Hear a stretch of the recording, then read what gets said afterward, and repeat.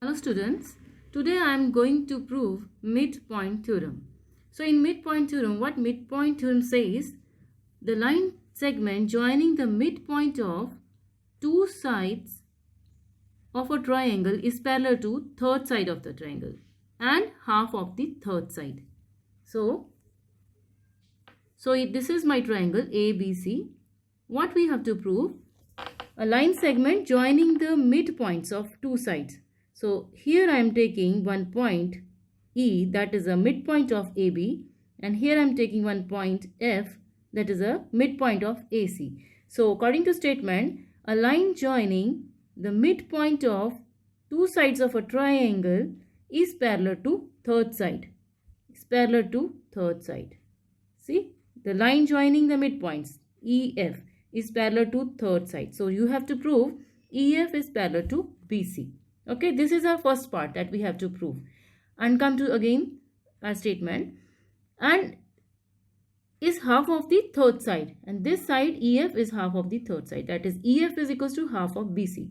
These two things we have to prove in midpoint theorem. So today we'll prove this two parts. EF is parallel to BC and EF is half of the BC. So for that, we have to do one construction.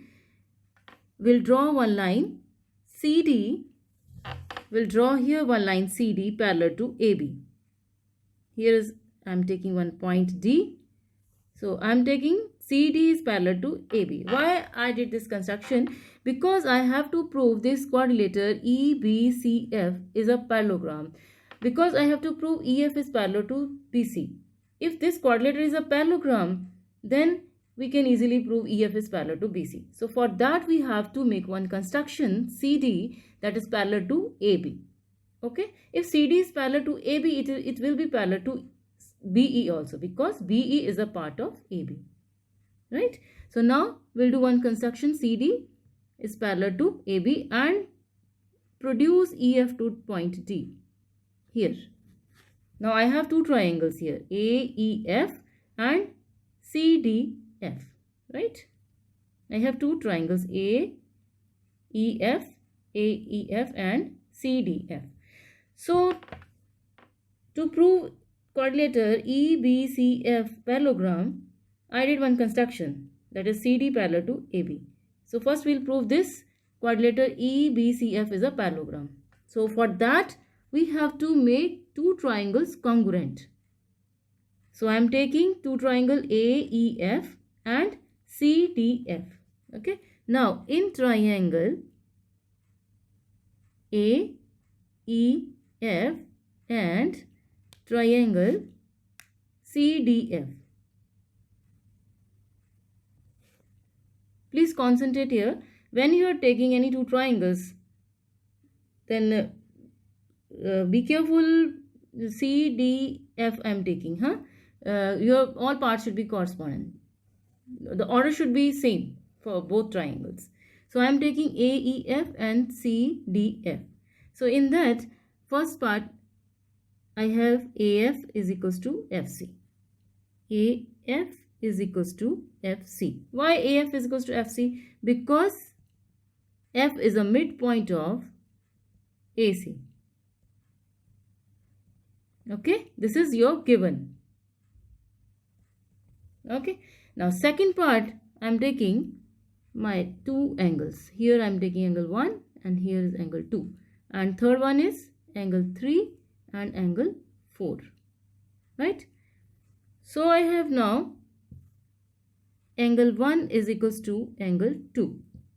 Right? Why angle 1 is equals to angle 2? This and this angle. Why these two angles are equal? Vertical opposite angle. Pair of vertical opposite angle. And angle 3 is equals to angle 4. This I am taking now. Angle 3 is equals to angle 4. Why these two angles are equal? These are alternate angle. Pair of alternate angle. Right? Alternate interior angles.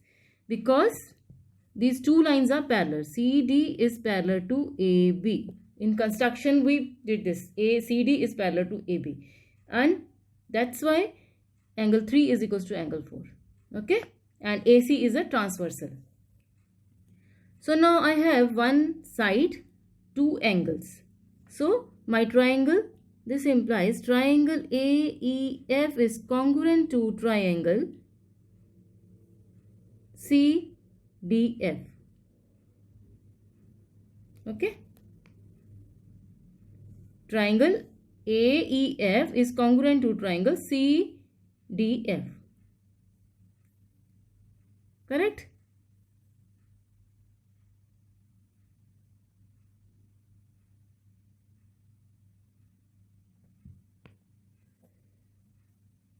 So, by angle side angle criteria. Because here I am taking two angles and one side. So, if two triangles are congruent, our remaining parts will be equal. Which remaining parts? AE is equals to CD. This part is equals to this part. AE is equals to CD. Correct? And EF is equals to FD. EF is equals to FD because of CPCT. This is my reason behind this. Correct? Which parts I am taking? AE is equals to CD. Correct? EF is equals to FD because of CPCT. What is the full form of CPCT? Correspondence part of congruent triangle. Okay. Now, but I am telling in my statement AE is equals to AB. But we have AE is equals to EB. Okay. It's given. E is a midpoint. So AE is equals to EB. But we proved AE is equals to CD. Correct. Here we are telling AE is equals to CD. But AE is equals to AB. EB. Correct. Then from what we get from this thing? So this implies CD is equals to CD. This CD is equals to EB. Alright. This is equals to this one. CD is equals to EB. Also, CD is parallel to EB. Construction. We did in construction. CD is parallel to AB. If CD is parallel to AB, it will be parallel to EB also. So we have, what we have now? CD is equals to EB and CD is parallel to EB. So from this, we can say that this implies quadrilateral EBCD is a parallelogram. Why it is a parallelogram? Because when one pair of opposite sides are equal and parallel of any quadrilateral, then that quadrilateral will be a parallelogram. You can write a reason here. Opposite pair of sides are equal and parallel.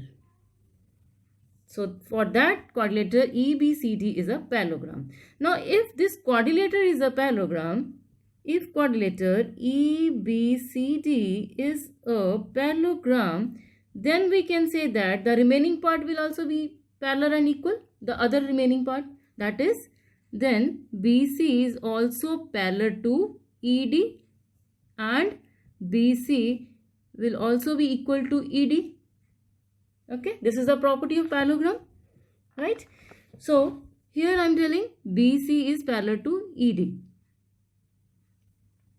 If BC is parallel to ED, then we can say that BC is also parallel to EF also.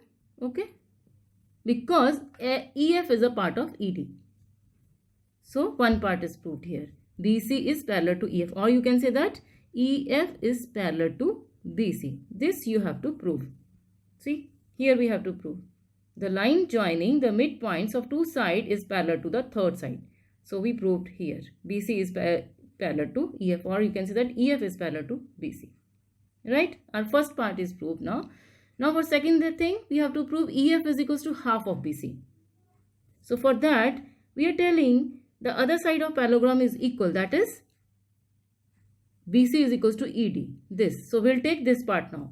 BC is equals to ED. But ED is what? EF plus FD. EF plus FD. Correct? And from CPCT, we are telling EF is equals to FD. So we can apply this EF is equals to FD here. Both are equal. So we can substitute the value of FD, that is EF. EF plus EF is equals to BC. So BC is equals to 2 times of EF, or you can say that EF is equals to half of BC. Correct? Or EF is equals to half of BC. You can write this way also. So our second part is also proved. EF is equals to half of BC. Correct? So again come to the statement. The line segment joining the midpoint of two sides is parallel to third side. So we proved here line segment joining the two parts EF is parallel to third side BC and EF is half of BC. So here we have proved second part. Okay. So this way we can prove midpoint theorem. Thank you.